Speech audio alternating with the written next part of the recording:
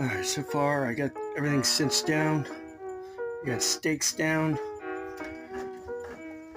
This thing ain't going nowhere, right? What the hell say?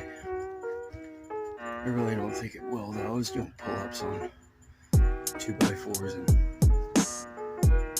didn't really seem to do anything.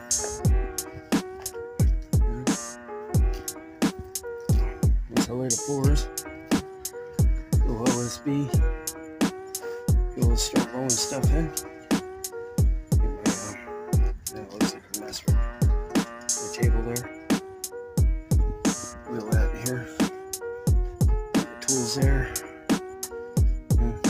Got plenty of room. It's gonna be awesome. Great lighting. It's hot as fuck in here, so if I heat it, it should stay warm. Later.